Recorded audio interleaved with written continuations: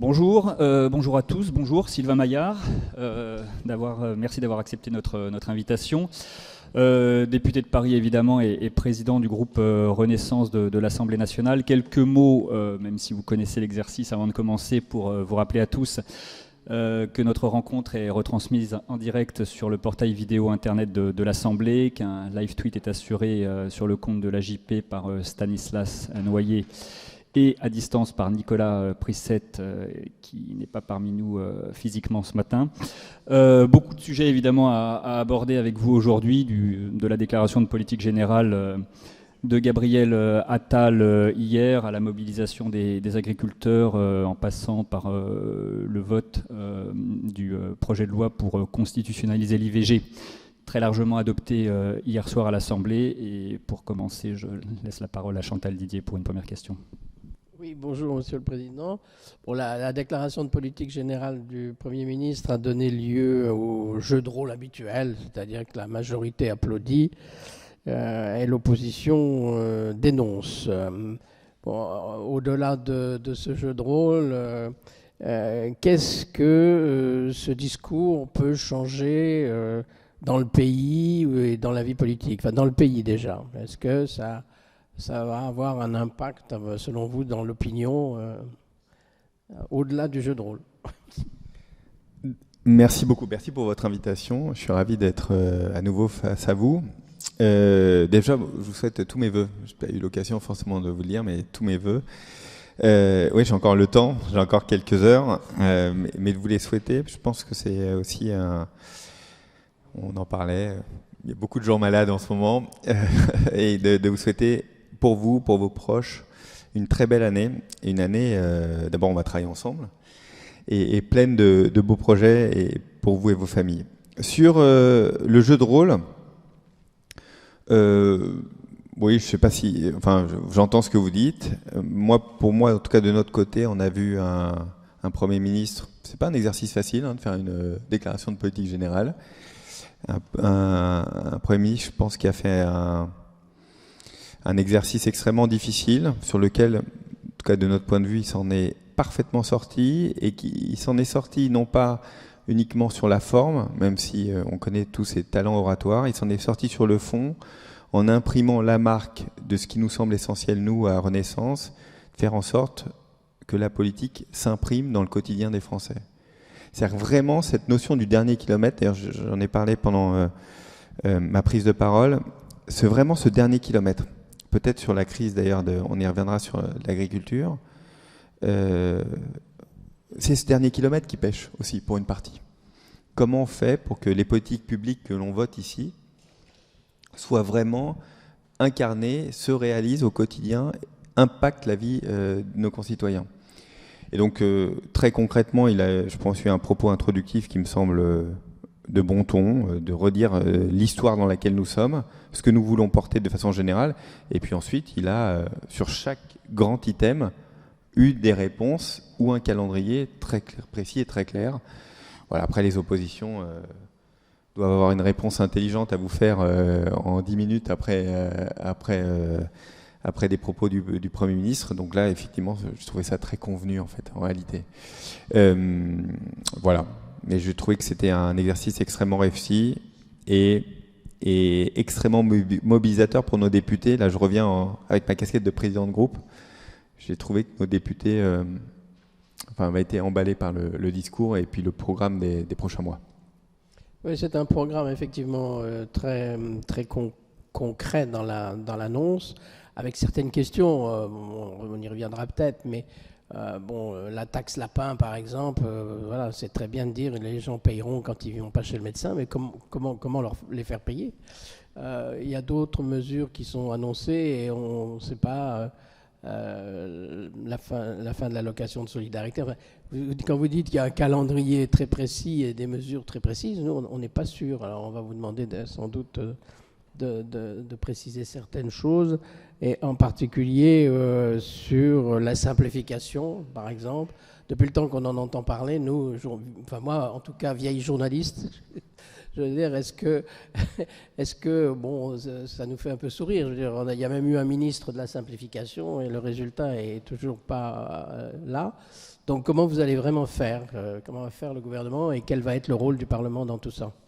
D'abord, pour qu'il y ait de la simplification, je veux dire, il faut déjà qu'il y ait une vision politique de vouloir faire de la simplification. Faire de la simplification, très concrètement, ça s'incarne, y compris dans le travail parlementaire. J'ai eu une prise de parole hier, mardi, dans mon groupe, en disant « Il faut que nous arrêtions, nous ne devons plus porter des propositions de loi qui complexifient la vie des Français. » Ça va être très concret. Donc, il y a toujours des bonnes raisons pour créer une norme supplémentaire.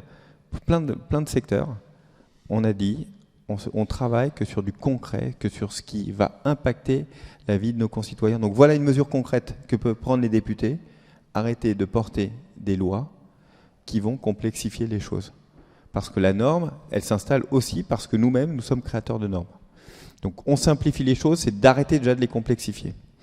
Sur la première partie, vous m'avez dit, oui, mais comment va s'impacter la taxe lapin, je ne sais plus comment vous appelez, la taxe lapin. Bon, d'abord, c'est une déclaration de politique générale, donc là, il n'est pas dans la mise en œuvre. Mais d'abord, Gabriel Attal, que je connais bien, c'est quand même une récurrence qu'il a déjà pu porter dans moi ou d'autres, en disant que c'est quelque chose qui, pour lui, est fondamental, et je pense que c'est bien. On trouve toujours les moyens d'organiser. Quand on cherche absolument des millions et des millions d'heures médecins, on n'aura pas une augmentation du nombre de médecins avant des années. On a changé le numéro clausus après. Il faut aller chercher ces heures. C'est moins de paperasse, mais c'est aussi de faire en sorte que la demi-heure où un tel n'est pas venu, ben en fait, elle ne doit pas exister cette demi-heure. Ou sinon, elle doit être payée aux médecins. Donc, comment on va l'organiser? Bon, on va regarder concrètement comment on le facture. Mais je pense que c'est une piste supplémentaire qui nous permettra de créer de l'heure face à un médecin. Donc, moi, ça me semble très bien. Je pense que ce n'est pas du tout anecdotique. Ce qui est anecdotique, c'est quand on a voulu faire penser que la médecine était gratuite. Et au fond, quand on part du principe que les choses sont gratuites, non. Et tout ce qui... On a besoin d'aller chercher de l'heure médicale, ça coûte de l'argent, et il faut que chacun le respecte. Et si on ne le respecte pas, eh ben on le paye. L'un des grands axes de la déclaration de politique générale hier, c'était le travail, avec notamment la volonté affichée de désmicardiser la France, une nouvelle étape de la réforme de l'assurance chômage. Est-ce que vous entendez déjà là ce matin les inquiétudes des syndicats sur ces sujets-là, et qu'est-ce que vous leur répondez que le plus important, c'est l'activité à tout prix, qu'il faut permettre, inciter ceux qui, pour différentes raisons, n'ont pas d'emploi, à retourner vers l'activité? D'abord, je pense que c'est un tabou qu'il a levé et qui me semble très important. C'est un tabou en France. Il n'y a pas qu'en France, hein, mais en France, qui est un vrai tabou, c'est le fait que pour un patron, augmenter de 100 € supplémentaires un salarié, à la fin, celui-ci va toucher, en réalité en net, 23, 24 € maximum. On parle de gens qui gagnent le SMIC. Et donc 100 €, ça change la vie. Et donc là-dessus, parce qu'il y a moins d'aide, il y a moins de primes d'activité, parce qu'il y a des charges qui augmentent, en réalité, pour vraiment augmenter le salaire, il faut mettre beaucoup, beaucoup plus d'argent, et beaucoup d'entreprises n'ont pas les moyens de ça. Donc je pense que c'est un tabou qui est largement partagé, qui fait que vous avez une grille des salaires qui est en train de s'écraser autour du SMIC, parce que c'est là où il y a les avantages sociaux, parce que c'est au fond un référentiel. Et donc il faut qu'on puisse reconstruire sur la valeur travail une grille de progression des salaires tout au long de la vie. C'est pas normal qu'on commence sa carrière au SMIC et qu'on la termine au SMIC. Mais en fait, tout est fait pour qu'on reste au SMIC. Donc il faut que nous puissions remettre cela en cause. Je pense que c'est bien qu'ils puissent lever ce tabou et qu'on puisse y travailler. Sur la deuxième partie, sur les syndicats, sur l'assurance chômage. Bon, moi, vous savez, j'ai toujours eu cette position-là. Je pense que sur l'assurance chômage, j'ai toujours porté ça. Il faut être plus dur, je le dis et je l'assume. Il faut être plus dur, donc plus accompagnant pour ceux qui perdent leur job. Tout de suite. de la formation, de l'accompagnement. C'est pas facile de perdre son travail. Il faut aider tout de suite, d'être beaucoup plus derrière celui qui perd son travail. Qu'est-ce que tu veux faire? Est-ce que c'est telle ou telle, ta formation doit être modifiée? Qu'est-ce que tu as envie au fond de toi? Est-ce que tu es prêt à bouger?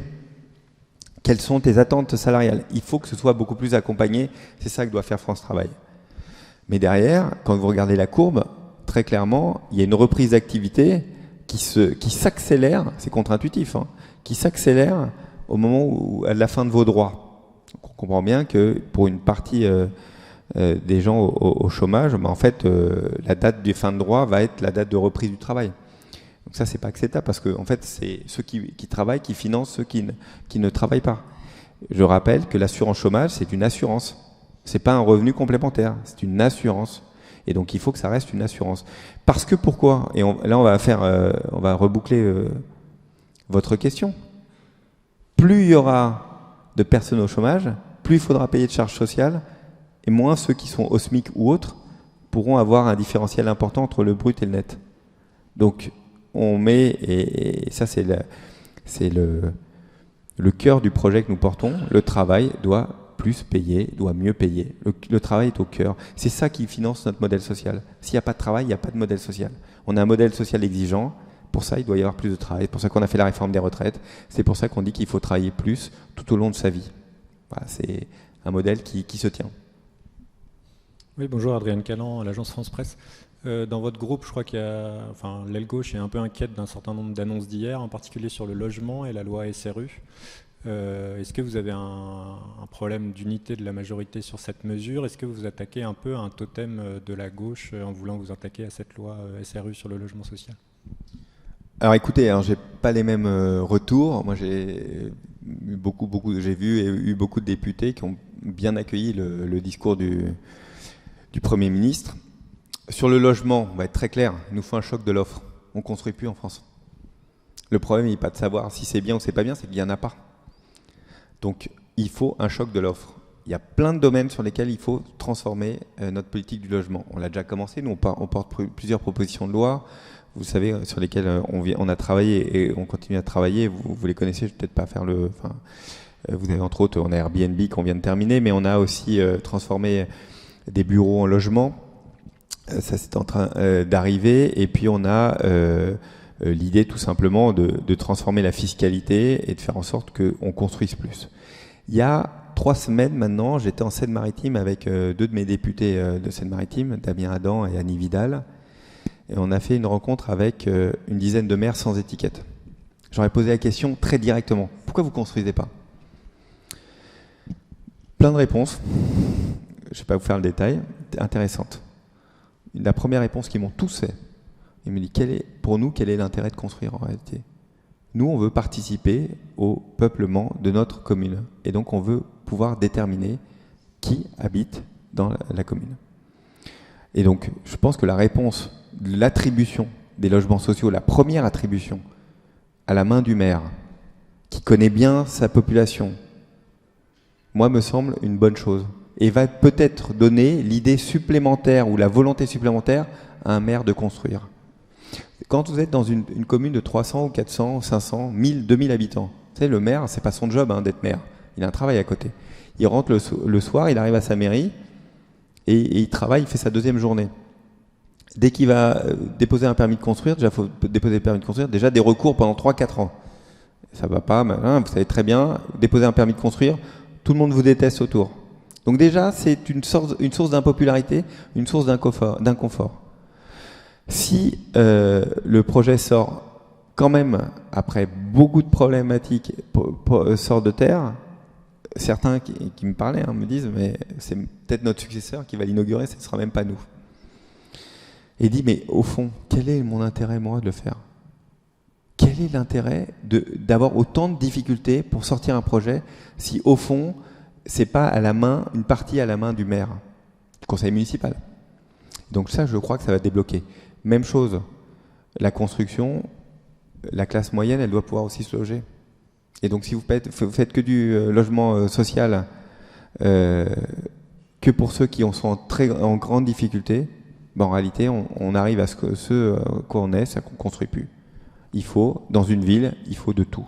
Des logements sociaux pour des gens en difficulté et des logements pour les personnes intermédiaires, les revenus intermédiaires comme nos policiers, comme nos gendarmes, comme nos infirmières. Voilà, tous ceux qui n'arrivent plus souvent à se loger en centre-ville. Anita. Vous avez partiellement répondu à la question que je voulais vous poser, c'est-à-dire les recours. Quand un maire ou un promoteur veut construire, il en a pour 3 ans, 3-4 ans avant d'avoir son projet aboutir. Alors, ça, c'est comment on lutte contre ça? Même chose, même déplacement. Je vais rebondir toujours sur cette scène maritime.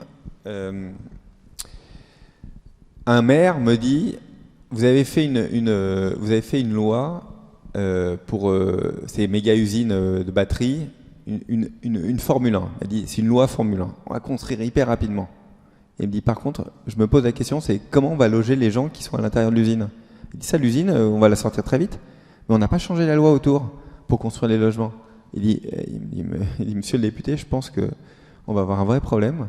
C'est-à-dire que vous allez avoir une très belle usine et il n'y aura pas de travailleurs à l'intérieur. Donc il faut qu'on puisse accélérer les délais. Les recours, ils peuvent être justifiés, ils doivent être là, parce que évidemment, on est dans un état de droit. On sait très bien qu'on a énormément de recours abusifs. On a beaucoup de recours qui empêchent la volonté de construire. Et les Français nous demandent une chose, je veux un toit. C'est un besoin primaire. Donc il faut que nous accélérons, et c'est ce qu'a annoncé le Premier ministre. Oui, François Gervais, Région Politique. Vous venez d'évoquer le rôle des maires. Le Premier ministre n'a pas parlé de décentralisation hier dans son discours de politique générale. Est-ce que vous avez des projets là-dessus? Il y a une réflexion avec Éric Woerth. Est-ce que vous avez des projets de décentralisation sur ce thème? Alors, moi je parle évidemment beaucoup avec Éric Woerth, vous avez raison, pour nous c'est central le travail qu'il va rendre dans les semaines qui viennent. La réflexion, elle n'est pas de l'affichage, il faut décentraliser, je pense que c'est déjà un sujet un peu caduc. C'est de l'efficacité. Qui prend les décisions, qui assume les décisions, comment on arrive entre le moment où on prend la décision et la traduction sur le terrain, comment on fait pour que ça aille plus vite. Donc le travail d'Éric Woerth, à l'heure actuelle, c'est de remettre à chaque échelon d'organisation une prise de décision, qui prend les décisions et comment elles s'impactent directement dans la vie de nos concitoyens. C'est ça le sens du travail que fait Éric Woerth. Donc notre problème, il n'est pas de décentraliser, il est de rendre efficient une compétence. Là, on a trop de compétences qui sont dispersées un peu partout, et quand c'est dispersé un peu partout, ce n'est absolument pas efficace, on ne sait pas comment se prend la décision, et donc ça prend du temps. Être plus rapide, dire voilà, qui va faire quoi? C'est ça l'axe de travail d'Éric Woerth, et nous on s'inscrit évidemment, le groupe Renaissance s'inscrit dans ce travail, il auditionne différents députés en fonction de leurs compétences et de leur expertise, et moi je fais un point tous les mois avec lui. Elsa. Oui, Elsa Mondingava pour la chaîne parlementaire. Une question un peu plus politique. Qu'est-ce que vous répondez à ceux qui, hier, dans la déclaration de politique générale de Gabriel Attal, ont entendu un discours de droite?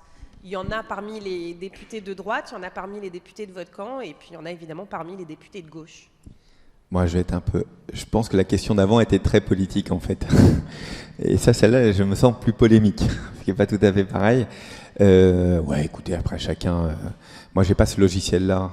Je suis devant vous, vous le savez, j'ai pas ce logiciel-là de gauche, droite, centre, de l'espace ou de la terre. C'est pas mon logiciel. Mon logiciel, c'est est-ce que c'est efficace pour les Français, oui ou non? Est-ce que les Français l'entendent et se disent ça va changer concrètement notre vie? J'étais encore la semaine dernière avec des agriculteurs de Charente et puis discussion avec les différents représentants de la FNSEA cette semaine. Ce qu'ils nous demandent, on va y venir sûrement, ils nous demandent de l'efficacité, ils ne nous demandent pas c'est de gauche, de droite. Ils disent j'ai besoin de cette subvention, je veux qu'elle s'impacte plus vite. Vraiment, je vous le dis, je sais que j'y arriverai jamais, mais je vous le dis quand même, c'est un combat. Cette grille de lecture, je crois qu'elle n'existe pas chez nous en fait. Ça ne veut pas dire qu'on n'a pas des sensibilités, on n'a pas des cultures, mais la lecture, elle n'est pas gauche-droite. Vraiment. Enfin, en tout cas, au sein de Renaissance, c'est pas comme ça que ça marche. Bonjour, Charlotte Turien-Tomaca pour RFI. Je voulais savoir ce matin, Gérald Darmanin a répondu sur les lignes rouges à ne pas franchir. Bon, il y a eu 18 interpellations du côté de Rungis ce matin. Pour vous, quelles sont les lignes rouges que les agriculteurs ne doivent pas franchir? Jusqu'où on peut les laisser aller? Je l'ai dit aussi très tôt. D'abord, dire que les comportements qu'ils ont sont très dignes. L'immense majorité d'entre eux manifestent et de façon très digne. Et donc, les forces de l'ordre, elles doivent être là pour les encadrer et les protéger. On se souvient du drame qu'on a connu la semaine dernière. Et elle est là pour les encadrer. Après, et je l'ai dit et donc je le redis, qui bloque à l'heure actuelle? Il vous bloque pas, vous, nous. Hein. La vie, elle continue. Il bloque ceux qui viennent bosser sur Paris, pour parler de Paris. Ils viennent bloquer ceux qui, en fait, n'ont pas d'autre choix que de prendre leur voiture ou de prendre leur camion pour venir bosser sur Paris. Ils bloquent ceux qui font tourner l'économie. Et moi, je dis, le vrai risque, c'est un mouvement très populaire, les agriculteurs. Les gens entendent. Le gouvernement se saisit, veut trouver une réponse. La majorité est à leur écoute et on est à leur écoute. Je suis à leur écoute pour trouver des solutions qui sont quand même sur des panels très larges. Le vrai risque, c'est que ça peut devenir impopulaire. Et je leur dis, attention, je comprends pour eux, il y a une date qui est importante, qui est jeudi prochain. Je dis un blocage qui empêche les gens d'aller travailler, qui empêche les gens d'aller gagner leur vie, qui complique leur vie, peut devenir impopulaire. Et alors c'est un mouvement déjà populaire. Oui, le gouvernement a entendu, oui, nous avons entendu, il faut qu'on trouve des solutions. Il y a déjà un calendrier qui est tout de suite, jeudi, un deuxième calendrier jusqu'au salon de l'agriculture, et plus généralement sur le premier trimestre, comment on fait pour changer concrètement la vie des gens. Oui, bonjour Monsieur Bayard. Le gouvernement semble totalement paralysé par son absence de majorité. Est-ce que vous pensez qu'il a une chance d'y parvenir? Nous avons reçu récemment, par exemple, Olivier Marleix. On peut savoir que les Républicains, est-ce que vous croyez que les Républicains vont arriver éventuellement à se joindre à la majorité, à Renaissance? Est-ce que vous travaillez en permanence sur l'éventuelle construction d'une majorité pour que le président de la République puisse éventuellement continuer d'être actif, si toutefois il y parvient, avant évidemment 2027. Enfin, voilà. Écoutez, j'ai bien fait de venir, parce que si effectivement Olivier Marleix veut nous rejoindre, c'est une vraie info. Bien, la situation elle est très claire, elle a été choisie par les Français en juin 2022. Nous avons une majorité relative, une majorité qui ne peut pas se construire en dehors du bloc central que nous représentons, et donc c'est à nous d'aller chercher des majorités texte par texte. Je le redis, on n'a jamais voté autant de textes. D'ailleurs, je vais rebondir sur ce que vous avez dit tout à l'heure, il nous faut des textes qui imprègnent et pas créer de la norme. C'est-à-dire, voter un certain nombre de textes, ça ne doit pas être contre-productif par rapport à la vie des Français. Mais je le note, nous n'avons jamais voté autant de textes que depuis 2022. Et ces textes, d'ailleurs, vous suivez parfaitement l'actualité parlementaire, ils se votent souvent avec une très très large majorité. Moi, mon travail, il est de construire des majorités texte par texte. C'est ce que nous faisons depuis juin 2022. C'est pas facile, c'est pas évident. Vous savez bien, vous, les Français voient les résultats des textes. Vous savez bien que ça se construit amendement par amendement, et donc c'est compliqué à construire. Mais c'est la situation dans laquelle nous ont mis les Français, et moi je l'assume pleinement. Ils en sont satisfaits d'ailleurs, j'ai un sentiment qu'ils sont satisfaits du fait que nous n'ayons pas une majorité absolue, mais que nous soyons à la manœuvre. Donc moi j'applique ce que nous ont demandé les Français, de faire en sorte de trouver des majorités. Donc on va continuer, texte par texte. Ça veut dire quoi? Ça veut dire des textes plus courts, des textes avec un objet politique, et qui identifient parfaitement une majorité à l'Assemblée pour pouvoir le voter. Voilà, ça c'est triptyque indispensable. Jean-Michel. Oui, bonjour, Jean-Michel Lamy, nouvel économiste. À propos du pacte vert, donc c'est un ensemble de législation qui programme une réduction de la production agricole. Alors il y a différents systèmes, les jachères sont sortis dans le grand public, mais c'est tout un système. Est-ce que vous êtes prêt à revoir ce pacte vert? À Berlin, pas à Paris. Les Verts commencent à se poser la question. Et est-ce que vous allez en parler à votre homme au Parlement européen, Pascal Canfin, qui a voté tous ces textes? Est-ce que vous avez une réflexion sur ce sujet? Je pense que dans ces cas-là, dans les grandes difficultés dans lesquelles est l'agriculture, il faut revenir aux basiques. qu'est-ce qui est important pour nous? Souveraineté alimentaire, c'est essentiel. C'est d'abord ça. Il faut que nous ayons de quoi manger. C'est bête, hein, mais de quoi manger et de manger français. Donc, 1, souveraineté. Comment on assure notre souveraineté? 2, de la production de qualité, c'est le cas. Il faut qu'on la garantisse aux Français, c'est ce qu'ils veulent. Par exemple, une des revendications dont on ne vous parle pas beaucoup, la FNSEA, c'est de revenir sur tous les produits phyto. Ça, pour nous, c'est une ligne rouge. Ça, c'est une ligne rouge. On a toujours dit, on ne remplace pas une molécule tant qu'on n'a pas de solution, mais hors de question de revenir en arrière quand on a une solution, en dehors de la chimie. Voilà, qu'on soit bien clair.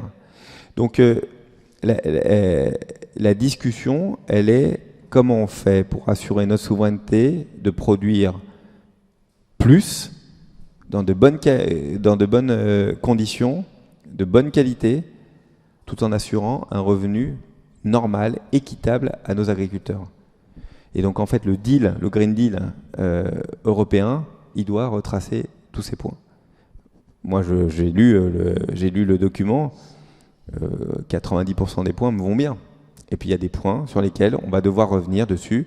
Les jachères, vous en avez parlé, sur les œufs, sucre, sur les conditions d'importation nous semblent pas acceptables. Et puis plus généralement sur la trajectoire sur laquelle nous sommes et le remplacement des molécules, je pense que ça fait partie des points sur lesquels il nous faut absolument un accord. Et en tout cas, on sera très regardé par les agriculteurs ce jeudi là-dessus. Sur l'agriculture aussi, Stan, ouais. Est-ce qu'il ne manque pas justement un peu une idée aussi du modèle et du type d'agriculture que vous voulez? Quelle population agricole? On a quand même une décrue depuis des années. Là, si ça continue, on est à 400 000. Dans 5 ou 10 ans, on sera à 200 000. Est-ce que vous avez un objectif en termes de population agricole? C'est la vraie question.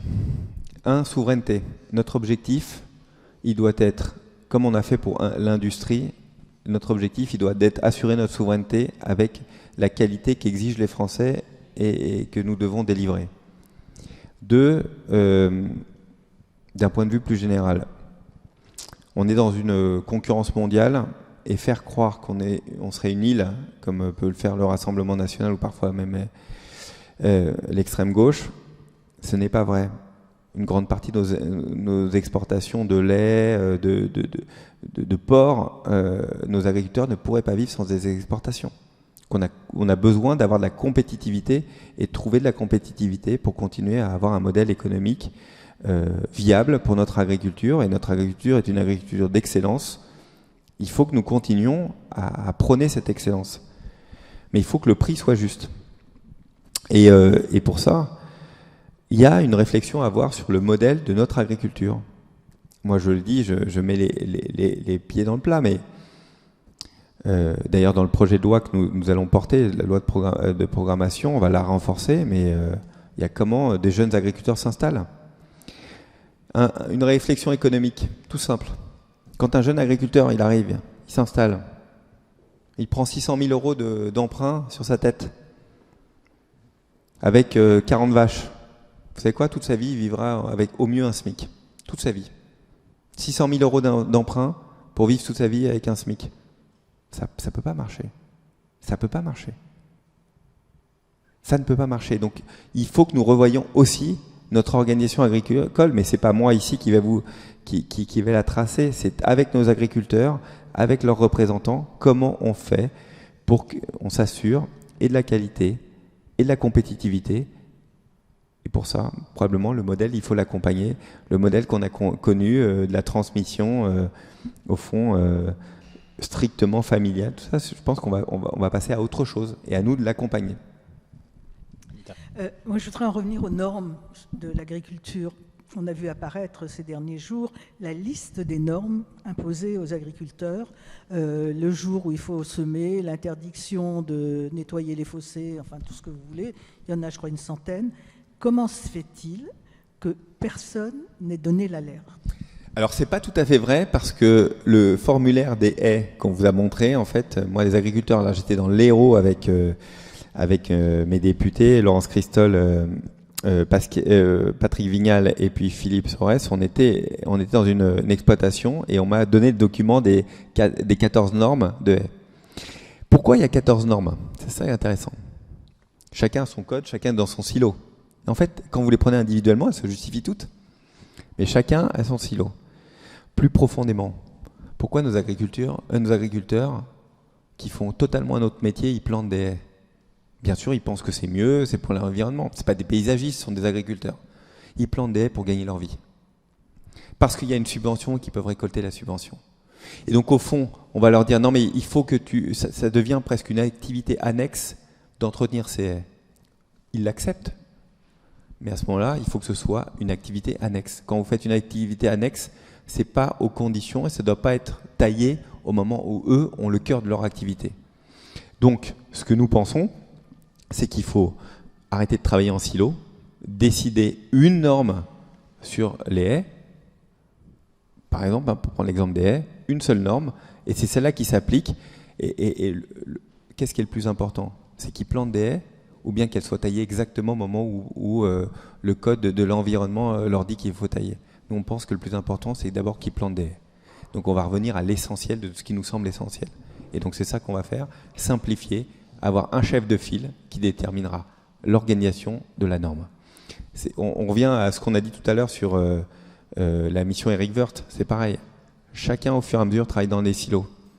Et plus vous montez, plus vous faites une administration, c'est pareil dans les grandes boîtes, hein, plus vous avez du monde dans un service, plus il crée lui-même son activité pour son auto-fonctionnement. C'est ça qu'on est en train de vivre en fait. Chacun travaille avec des choses très justes, mais qui correspondent à sa perception et sa mission. Et ça, il faut qu'on arrête. J'ai répondu à votre question? Qu'est-ce qui vous manquait? Qu'est-ce que j'ai...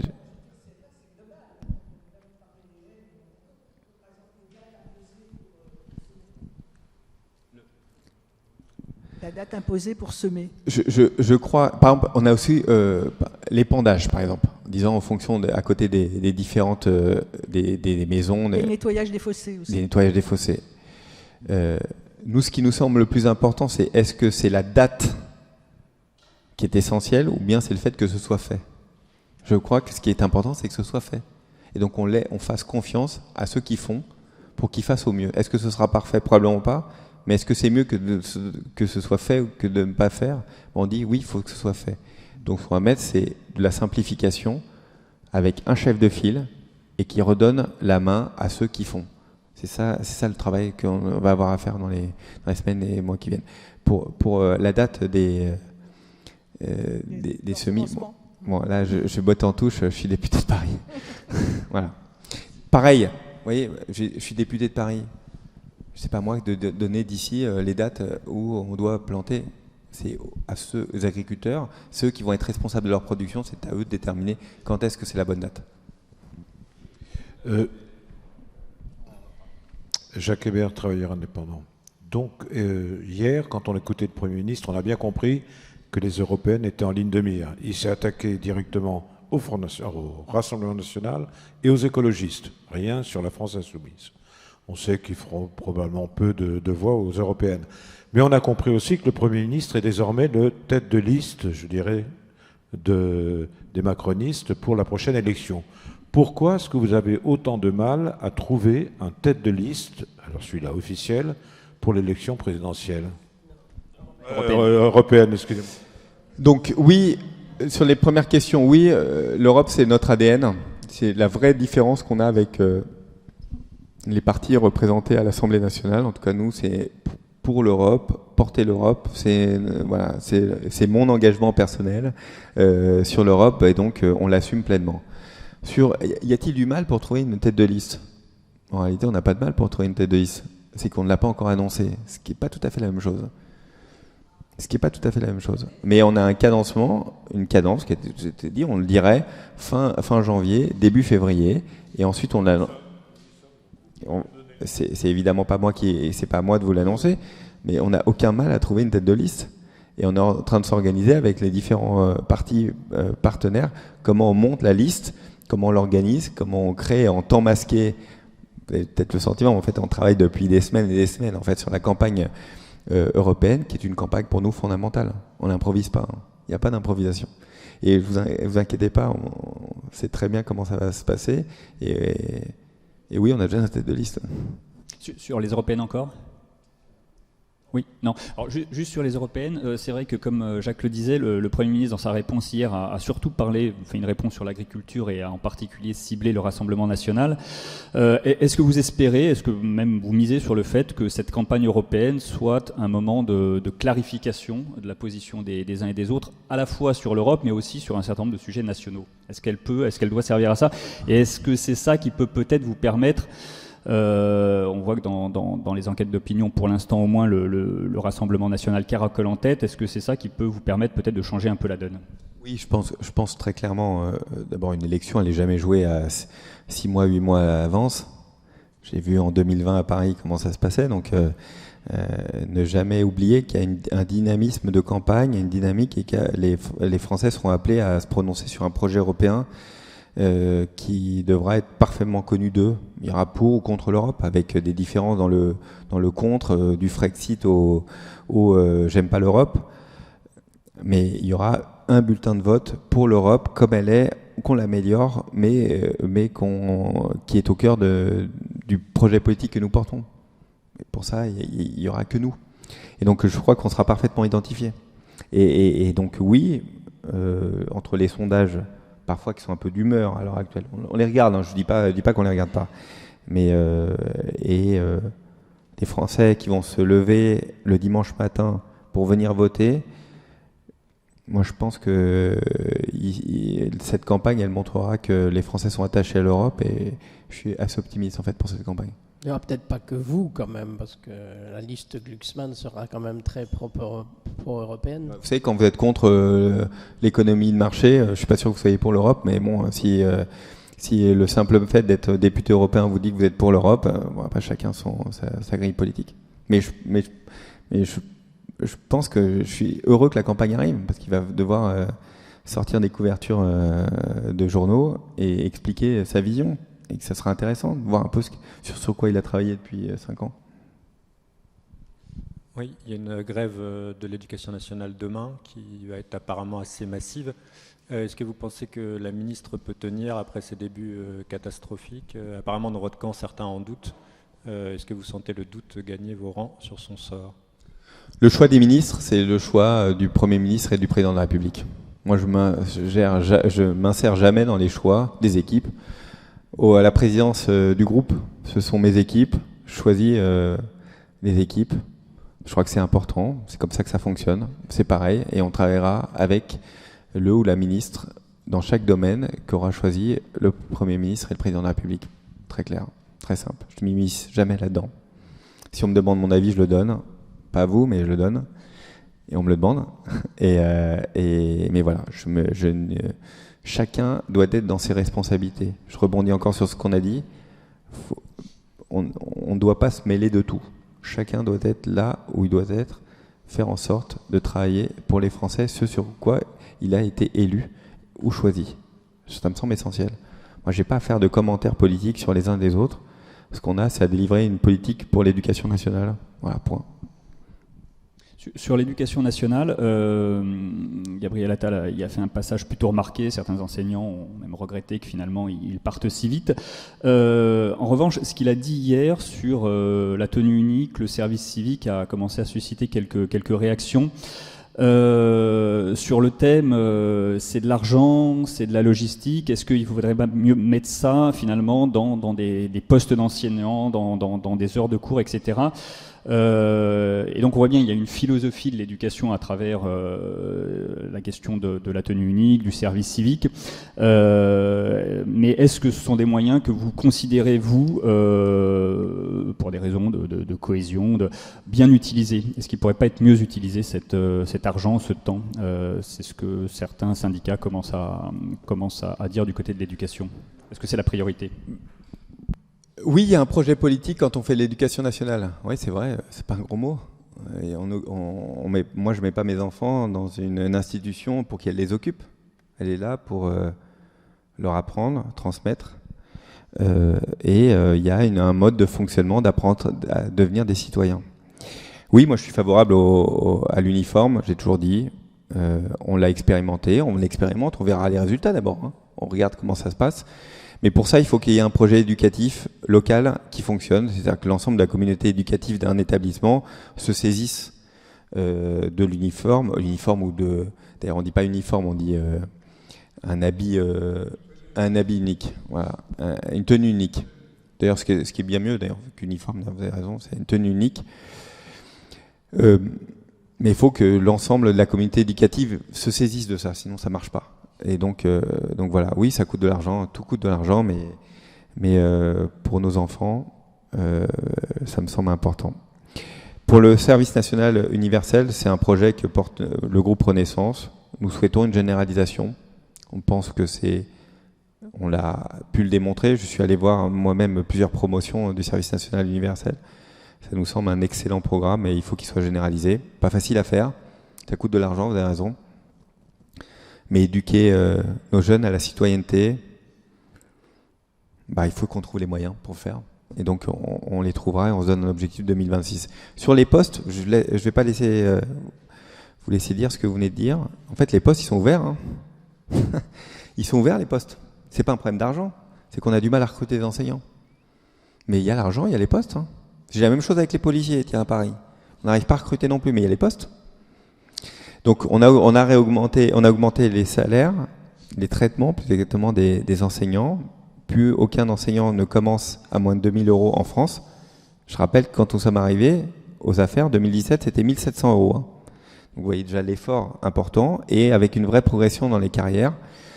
Je crois que l'enseignant qui commence sa carrière et qui finit sa carrière enseignant, je pense que c'est aussi un modèle. On parlait tout à l'heure de l'agriculture, de ce qui va changer. Je crois que c'est quelque chose qui va changer. De plus en plus, ça va être des enseignants qui viennent en deuxième partie de carrière, peut-être parce qu'ils ont fait 10 ans, 15 ans en entreprise, envie d'autre chose, de porter autre chose. Et donc nous, il faut qu'on puisse mieux les accueillir avec des rémunérations, vous avez raison, cohérentes, avec aussi un système d'accueil dans les écoles. Vous savez que c'est très lourd quand même le système, hein, pour changer d'une école à l'autre. Il faut que tout ça, on simplifie. Parce qu'en fait, les bons enseignants, c'est la valeur ajoutée de notre école. Et donc il faut qu'on valorise ça. Donc il y a encore une grosse réforme qu'on a à faire de l'éducation nationale, d'être plus souple, d'être plus à l'écoute des besoins des enseignants. Mais je ne veux pas laisser dire qu'on n'a pas mis l'argent ou qu'on ne continue pas à mettre l'argent sur les postes. On cherche des enseignants. Tous ceux qui veulent venir dans cette belle profession, ils sont les bienvenus. Il y aura un peu de pédagogie aussi quand même. À faire on leur apprendra la pédagogie aussi. Alors, c'est ce qu'a annoncé aussi le Premier ministre. C'est évidemment venir sur une école normale, ce qu'on a connu auparavant. Il faut former, ouais, être enseignant, ça s'improvise pas. Être face à une classe, c'est pas facile. Et que tout le monde n'a pas un talent naturel pour être face à la classe. Ça s'apprend.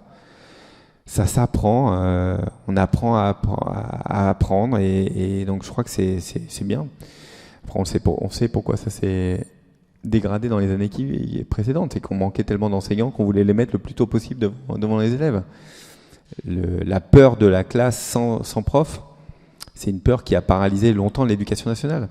D'ailleurs, il en a parlé aussi dessus. Hein. Il faut absolument qu'on puisse faire en sorte qu'il y ait évidemment un enseignant devant chaque élève, mais un enseignant, c'est un enseignant formé devant chaque élève. Voilà. Je voudrais revenir sur la question concernant la ministre de l'Éducation nationale. Est-ce que la solution ne consisterait pas à avoir un secrétaire d'État chargé de l'Éducation nationale, ce qui permettrait de décharger la ministre, de s'occuper des Jeux Olympiques, bien entendu un secrétaire d'État dont les enfants sont dans le public? Alors deux choses. Vraiment, je ne voudrais pas être redondant avec ce que j'ai dit tout à l'heure, mais c'est vraiment pas à moi de me mêler de l'organisation et des périmètres des ministres, pas mon problème. Moi, ce que je veux, c'est avoir des ministres qui viennent travailler avec nous, qui travaillent avec nous. C'est ça mon exigence, point. Le reste, c'est au Premier ministre et au Président de la République de faire leur équipe, et je respecte ça profondément. Deuxième chose, est-ce qu'un bon ministre de l'Éducation nationale, qui est un ministre de toutes les écoles, du privé, du public, je crois qu'en France, on a le droit de mettre ses enfants dans le privé, non? C'est pas c'est une tare, je crois pas. Donc c'est un ministre ou une ministre de l'Éducation nationale qui s'occupe de tous les enfants. de tous les enfants, quelle que soit l'école dans laquelle ils sont.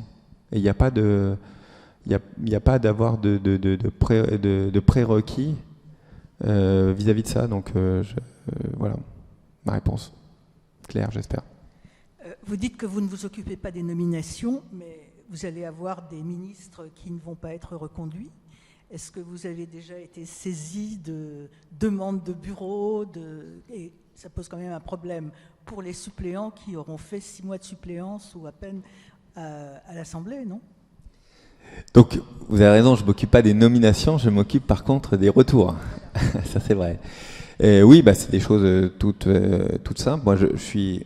D'abord, vous dire que les ministres qui redeviendront députés, pour moi, c'est une chance pour le groupe, parce que du fait de leur expérience, du fait de ce qu'ils sont, vont apporter un plus au groupe. Et moi, je le vois comme une opportunité vraiment de renforcement. Moi, j'ai toujours apprécié, quelles que soient mes fonctions, dans le privé ou ici à l'Assemblée nationale, d'être entouré des meilleurs. C'est comme ça que vous faites un groupe le plus efficace possible. Donc, il n'y a pas de... Je le vois plutôt avec... plutôt comme une chance supplémentaire.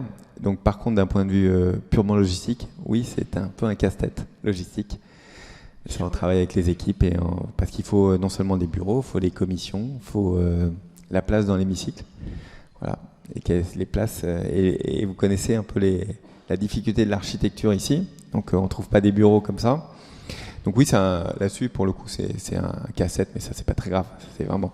L'essentiel pour nous, ceux qui vont venir, ils vont venir avec leur expérience, avec ce qu'ils sont, ce qu'ils ont appris en tant que ministre, et ils vont renforcer le groupe. Je suis vraiment ravi là-dessus. Vous savez si Elisabeth Borne va revenir dès que la possibilité lui en sera offerte par le mois écoulé après qu'elle a quitté Matignon? Je serais très heureux de l'accueillir le 12 en réunion de groupe. Après, on n'a pas parfaitement calé encore, mais en tout cas, elle sait qu'elle est attendue par le groupe. Ceux qui sont en suspens, quelle est la date limite avant qu'ils sachent s'ils reviennent aussi, qu'ils aient à choisir C'est pareil, c'est pas moi qui décide. Non, mais il y a une date. Il y a une date. Pardon, si, vous savez que c'est un mois après la passation. Donc c'est le 9. Donc c'est le. Non, je crois que c'est le 11 de mémoire. C'est cette semaine-là en tout cas. La semaine du 11, donc c'est un mois après. D'accord. Oui, sur le retour d'Elisabeth Borne, est-ce qu'il n'y a pas le risque d'avoir autour d'elle, je pense à certains ministres qui ne sont pas reconduits, un sous-groupe qu'on dirait de gauche? Je ne pense absolument pas qu'il soit dans l'état d'esprit d'avoir des ministres qui reviennent en se disant qu'ils vont construire un groupe de 10 députés. Tous les ministres que j'ai vus ne sont pas du tout ça. Les ministres qui ont servi dans le gouvernement de la France, servi auprès d'Emmanuel Macron, et ils savent très bien que pour qu'on puisse fonctionner, faire tourner le gouvernement, porter des projets de loi, il faut qu'on soit unis tous ensemble. Vraiment. Il n'y a pas de destin individuel. Vous savez, il n'y a aucun destin individuel. Il n'y a que du collectif. Ça ne veut pas dire que les uns ou les autres n'ont pas des envies.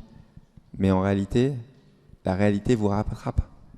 Il n'y a qu'un fonctionnement collectif qui permet de pousser vos idées. Quand vous êtes un responsable politique, vous avez envie de pousser vos idées. Donc ça n'existe pas, à part faire quelques pages de journaux. Si vous voulez porter de l'action publique, il faut être dans un groupe majoritaire et il faut porter ensemble avec des gens qui ne pensent pas forcément toujours comme vous.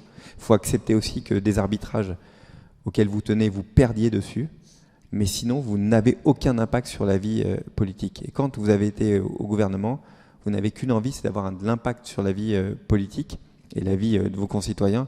Et donc vous savez que ça ne peut se construire que dans un groupe, et un groupe qui puisse porter d'un point de vue législatif vos propositions. Ça n'existe pas d'avoir un sous-groupe, ça ne peut pas. C'est une mort politique. On a beaucoup parlé évidemment la semaine dernière de la loi immigration et des fameux cavaliers législatifs. Est-ce que vous en tirez des leçons sur la façon de légiférer et accessoirement, hier, Gabriel Attal a annoncé que l'aide médicale d'État serait réformée mais par voie réglementaire. Est-ce que compte tenu de la façon dont le débat, notamment, est-ce que ça s'explique comme ça, la façon dont le débat sur l'immigration a eu lieu, ou plutôt n'a pas eu lieu à l'Assemblée nationale, est-ce que cette voie-là vous semble la meilleure ? Qu'il n'y ait pas de discussion ? Non, que l'AME soit réformée par voie réglementaire et non pas par un projet de loi, ce qui avait été prévu dans un premier temps sous le précédent gouvernement. Donc sur les textes que nous... Non, à l'AJP et sur LCP, on adore les débats parlementaires. Ben nous aussi.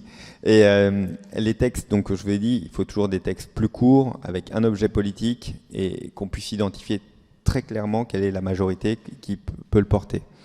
Sur l'aide médicale d'État, Gabriel Attal l'a rappelé, c'est un engagement qu'avait pris Elisabeth Borne et qui sera tenu dans la lettre que je vous invite à relire. Il n'a jamais dit que ce serait un texte de loi. Et d'ailleurs, on a toujours dit qu'il nous semblait essentiel que ce soit basé sur le rapport Evin-Stefanini, qui est plutôt qui propose des voies réglementaires de modification, quelques-unes sur le panier de soins, sur l'accès, la temporalité aux soins. Moi, à titre personnel, peut-être à rebours de ce que vous pouvez entendre, mais moi, je suis pour toujours qu'on fasse une évolution sur l'aide médicale d'État, qu'elle soit toujours plus efficace. Elle est faite pour accueillir ceux qui viennent, qui sont parfois en grande précarité, pour eux d'abord, pour les soigner, mais aussi pour nous, collectivement. Donc ça me semble important. Il y a deux objectifs. Et l'AME, je crois, est une bonne réponse. Moi, je suis pour que l'AME, par exemple, soit accessible tout de suite. Je vais être peut-être à rebours de ce qu'on entend. AME soit accessible tout de suite, dans un temps limité. Par contre, la contrepartie pourrait être que l'obligation de vaccination de tous ceux qui arrivent, des vaccinations qui sont obligatoires pour chacun d'entre nous, elles soient obligatoires pour ceux qui bénéficient de l'AME. Donc dès le début, on les soigne, on vaccine, et on fait en sorte que de les accompagner jusqu'à temps qu'ils trouvent du travail et un process naturel d'intégration en France. Donc vous voyez, il y a plein de pistes de réflexion sur lesquelles on peut avancer et qui ne sont pas uniquement les pistes que vous pouvez entendre de ci, de là, du côté LR ou autre.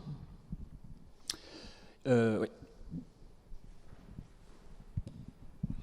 Bonjour. Vous avez parlé des textes difficiles à construire. Vous souhaitez des textes clairs, précis.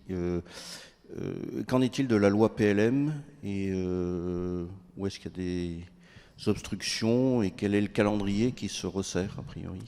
Voilà un texte clair et précis avec un objet politique parfaitement identifié.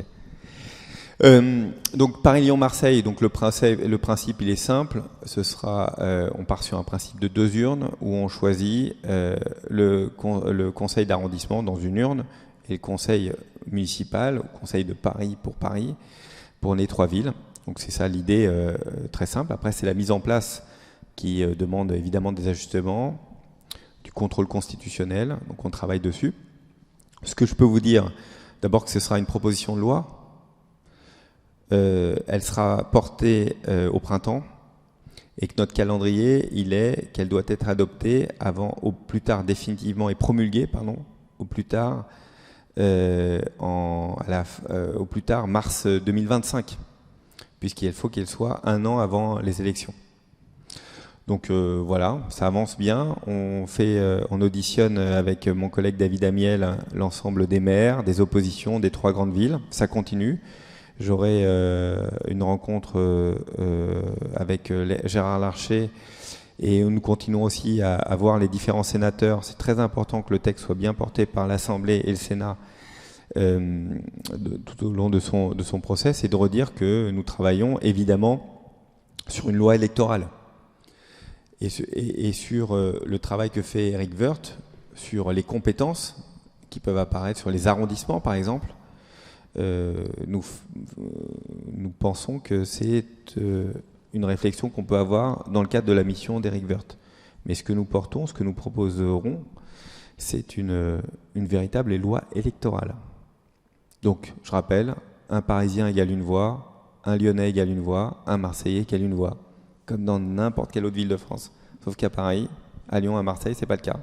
Ce qui fait que Paris, Lyon, Marseille, depuis 40 ans, vous avez parfois des maires, dans les 3 villes, qui ont été élus alors qu'ils étaient minoritaires. Ça, c'est pas possible. Et d'un point de vue plus stratégique, politique, il me semble essentiel qu'un maire ou une maire, elle représente l'ensemble de ses concitoyens.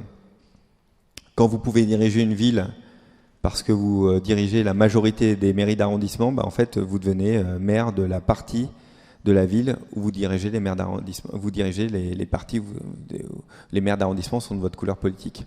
C'est ce qu'on a à Paris. On a une maire de l'Est parisien. Voilà, elle s'occupe pas de l'Ouest. Elle s'occupe pas très bien de l'Est, mais elle s'occupe vraiment pas de l'Ouest. Et nous, on pense qu'une nouvelle loi électorale permettra pour ces 3 villes d'avoir un maire qui, au fond, quand il a un électeur qui habite dans le 16e arrondissement ou dans le 20e, dans le 18e ou dans le 14e, c'est le même poids électoral. Je n'ai pas l'impression que ce soit ça à Paris à l'heure actuelle. Hier soir, le projet de loi constitutionnelle sur la liberté de recourir à l'IVG a été très très largement adopté à l'Assemblée nationale, 493 voix pour et 30 contre.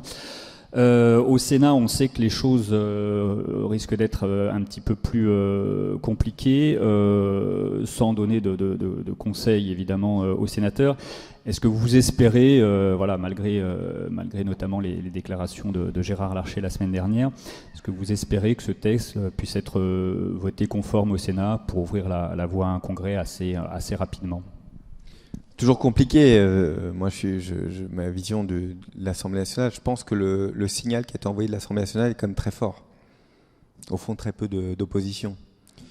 Donc, je vois plutôt une majorité se construire au Sénat pour un vote conforme et qu'on puisse promulguer au plus vite. C'est-à-dire un congrès que nous espérons au mois de mars pour pouvoir promulguer le plus rapidement possible cette constitutionnalisation de l'IVG. Voilà, je pense que le signal a été fort et je pense que les sénateurs l'ont vu et vont accepter déjà cette écriture qui est une écriture de compromis, puisqu'il y a les 2 mots, liberté, garantie. Voilà, garantie, ça venait de l'Assemblée, et liberté du Sénat. C'est pas l'air de vous convaincre. Sur le fond, qu'est-ce que vous répondez à ceux qui disent que la Constitution ne doit pas être un catalogue fuse de liberté, que l'IVG n'est pas menacée en France ? Cette vision au fond, on répond à un danger quand il est là, présent, pour nous, ne peut pas fonctionner dans un monde où, année après année, on le voit bien, les droits des femmes ne fait que se restreindre. Le droit des femmes ne fait que se restreindre partout. Et moi, je regarde ce qui se passe dans d'autres pays. Je pense qu'un jour ou l'autre, il y aura malheureusement, possiblement des discussions là-dessus sur l'IVG. Et donc, on sécurise pour nous ce droit fondamental. Il y a une majorité à l'Assemblée, j'espère une majorité au Sénat. Il faut y aller. Je crois que c'est un droit fondamental. C'est aussi un coup d'arrêt, je pense, dans le monde. On réaffirme quelles sont nos valeurs. J'étais hier soir, ça n'a rien à voir, mais vous allez comprendre pourquoi je vous dis ça. J'étais hier soir, il y avait en salle Colbert, nous accueillons, j'avais laissé la salle Colbert pour accueillir des témoignages sur les atrocités faites aux femmes le 7 octobre en Israël, avec des témoignages bouleversants. Et qui rappellent ça, qui rappellent que partout dans le monde, c'est pas uniquement des actes terroristes qu'on a vus, c'est des actes de barbarie, d'humiliation envers les femmes. Voilà, je ne vais pas rentrer plus dans le détail. Ceux qui ont assisté hier, je pense, sont ressortis comme moi, bouleversés à ce qui s'est dit. Et donc oui, et je vous dis ça parce que les différentes personnes qui étaient là, 4 femmes qui étaient là, 2 Américaines et 2 Israéliennes, qui venaient expliquer la situation, se réjouissaient toutes de venir ce jour-là, le jour où, ici, on votait la constitutionnalisation de l'IVG. Donc je pense que ça au-delà de la France, même, c'est un symbole extrêmement fort. Donc je pense que c'est important de le rappeler. Voilà, moi je pense que c'est important. Un autre sujet qui transcende les clivages, parce que ça touche là aussi à l'intime, le Premier ministre a évoqué hier le projet de loi sur la fin de vie, qui est attendu prochainement en Conseil des ministres. On sent une volonté d'avancer, notamment sur la question de l'aide active à mourir. Après, la difficulté, c'est celle du curseur. Est-ce que vous considérez que sur un sujet comme ça, après une phase parlementaire, on peut éventuellement demander aux Français ce qu'ils en pensent par référendum, de valider ou pas une telle réforme? Est-ce que c'est un sujet de référendum ou est-ce que c'est trop compliqué? Je pense que c'est un sujet tout court. Est-ce qu'il doit y avoir un référendum ou pas? Au fond, je ne suis pas capable de vous répondre. Ce que je sais, c'est que j'ai hâte d'être dans ce débat à l'Assemblée nationale, qui, à mon avis, sera un très beau débat, au Sénat aussi, évidemment. Et je crois que, d'ailleurs, nous l'avons dit au président de la République. J'étais avec la présidente de l'Assemblée nationale et nous avons dit que nous souhaitions vraiment qu'il y ait un débat à l'Assemblée nationale sur ces sujets-là. L'idée, elle est, je crois, assez consensuelle. C'est-à-dire, évidemment, il faut que nous nous mettions à niveau partout en France sur les soins palliatifs, de l'accompagnement, de la formation aussi, de nos médecins. On voit qu'il y a vraiment un gap générationnel, qu'il y a une formation à faire, des moyens financiers, structurels. Et puis, ensuite, laisser la possibilité à ceux qui sont en fin de vie, d'abord décider d'un point de vue légal ce qu'est la fin de vie, et puis le mode d'administration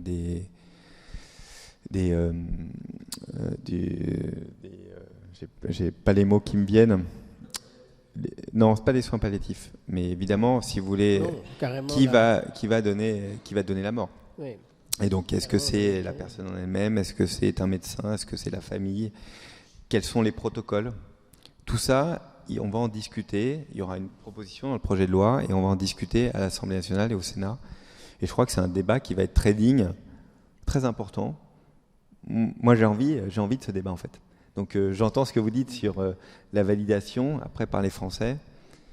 Mais en tout cas, il faut déjà qu'il y ait un débat à l'Assemblée nationale et au Sénat.